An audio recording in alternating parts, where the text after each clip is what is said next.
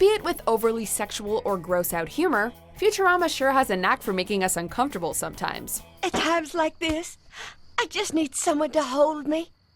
You like holding me, don't you? Welcome to WatchMojo.com, and today, we're counting down our picks for the top 10 times Futurama crossed the line.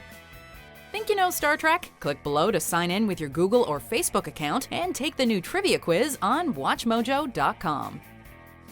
For this list, we're looking at moments when Matt Groening's hugely popular futuristic show just went too far. What's going on in here? Prepare for some intense eyebrow raising. Amy Wong!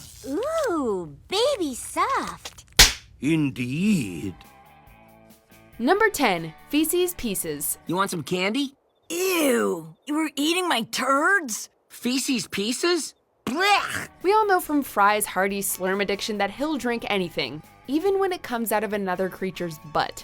However, when Fry is accidentally trapped on Omicron Persei 8 in this blatant parody of E.T. the Extraterrestrial, we learn the true lows of this incorrigible garbage gut.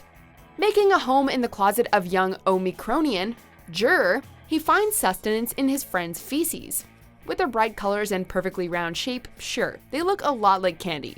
But still, even if they tasted like it too, that's just nasty. And I'm still hungry. Do you have any more of that candy?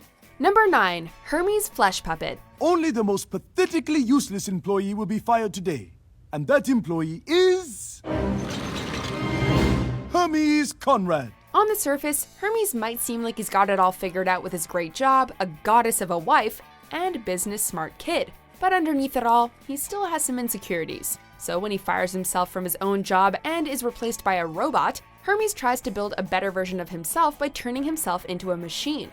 Fortunately, what Mecha Hermes throws away, Zoidberg uses to recreate the flesh and blood Hermes, but not before slipping his claw inside the stitched-together body to use it as a ventriloquist dummy. You do you, Zoidberg. So, little Hermes, did you hear I've taken up running? Yeah, from restaurant to restaurant. Ho ho, man! Number 8, Violent Euthanasia. Blood?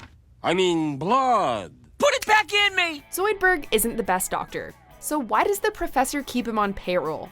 Well, it turns out that the two have a secret pact about a terrible disease the professor thinks he contracted years ago.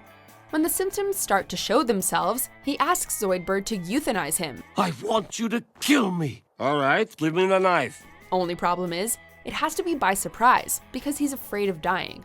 All of this could be uncomfortable in and of itself, but it's the way Zoidberg attempts to murder his longtime friend that pushes it too far. Strangulation, electrocution, stabbing? Then again, the elaborate killing machine built by the rest of the crew isn't exactly better.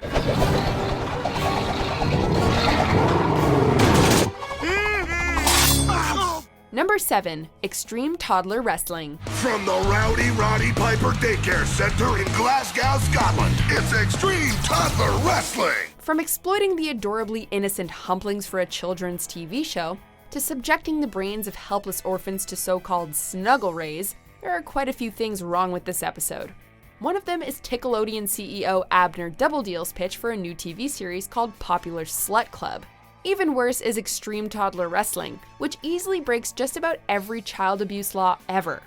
Tiny babies pitted against each other in a playpen, one even using a high chair to beat down the other, and all for the amusement of adult fans? Thank goodness it's animated.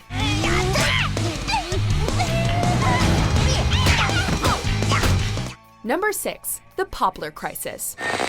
People of Earth, I am Lur of the planet Omicron Persei 8. Turn down the TV and... Over the course of this show, the crew has quite a few run-ins with Omicron Persei 8, but this is the one that started it all. After a long day's work in space, the hungry trio decide to hunt for snacks on a nearby planet. They discover a delicious protein source that soon also becomes a big hit back on Earth. There's only one problem. They're eating babies, the larvae of the Omicronians. Fry, I wish you'd throw out these week-old poplars. They're getting big and scaly. Ooh, there's one left. Mama! You'd think that learning they'd been gobbling down someone's live young like chicken nuggets would be a decisive moment for the crew, but it takes a lot more than that to put some of them off their food. Pop a poplar in your mouth when you come to Fishy Joe's. What they're made of is a mystery, where they come from no one knows. You can pick them, you can lick them, you can chew them, you can stick them. If you promise not to sue us, you can shove one up your nose. Number 5. Fry almost loses his lower horn. Remove pads. Here's another encounter with Omicron Persei 8 that we're sure the crew, particularly Fry, would like to forget. When Fry's nose is stolen by aliens who regard human horns as aphrodisiacs, things couldn't get much worse, except that, well, thanks to Bender, they could. After Bender's explanation of human anatomy, the Omicronian leader Lur decides to remove and consume his lower horn instead. What a way to go! The social commentary on our use of animal parts as aphrodisiacs in the real world is clever and funny, but also extremely uncomfortable, especially for male viewers. Yikes. Ready the lower horn transport vessel. Boy, who knew a cooler could also make a handy wang coffin? Number 4. Fry and Leela hook up while in the bodies of the Professor and Zoidberg. Well, I'm off to the royal yacht for a quick seducing snatch. Bender making off with Amy's body and then an Emperor's seems cruel, but that's just the thing we'd expect from the kleptomaniac robot.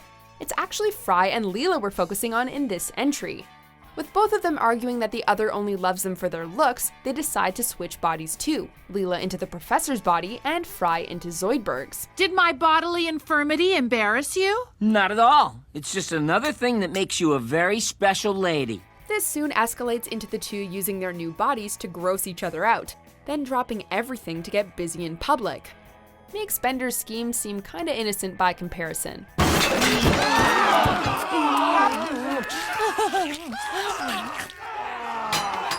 Number 3. Fry copulates with his grandmother. You mean we traveled through time? Doy! Some idiot must have put metal in the microwave. Yo. It's the Emmy-winning episode the show became infamous for, and a storyline that continually comes up in later episodes. I did do the nasty and the pasty. In this Back to the Future parody, the crew accidentally travel back in time to 1947, which happens to be when Fry's grandparents were dating.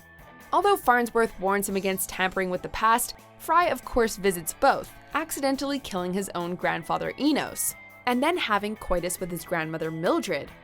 Sure, he ensures his existence by becoming his own grandfather, but in the process, he also commits incest. Causal loops or not, this is a gross one. I mean, if she's my grandmother, who's my grandfather? Isn't it obvious? You are! Number 2. Tentacles. Open your necks and receive the love. Naturally, at first, everyone freaks out when the tentacles from another universe plunge into the back of their necks, but instantly they're filled with love and peace, so everything is okay, right? Wrong. All those tentacles? Yeah, it turns out they aren't just tentacles. They're reproductive organs. These aren't tentacles, they're genticles! Ew! The creature was mating with everyone in our universe at the same time.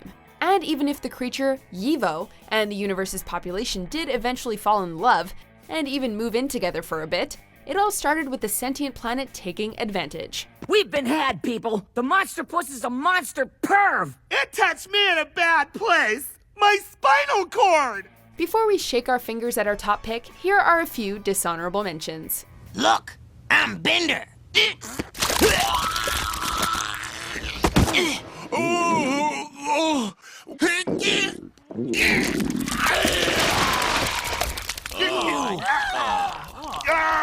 Number 1. Death by Snu-Snu. Computer sentences them to death!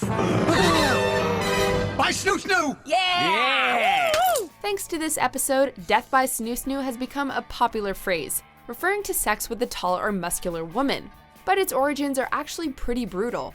On the Futurama planet Amazonia, giant voluptuous women use Snu-Snu as a sentence for criminal offenses. Now in theory, sex until you drop might sound like an exciting idea. At least it does for Fry, Zap, and Kif, who are both terrified and thrilled. But it's also non-consensual, results in a crushed pelvis, and eventually, well, death by Snu-Snu. Oh yeah. I had Snu-Snu. Do you agree with our picks? Check out these other great clips from WatchMojo, and be sure to subscribe and ring the bell to be notified about our latest videos.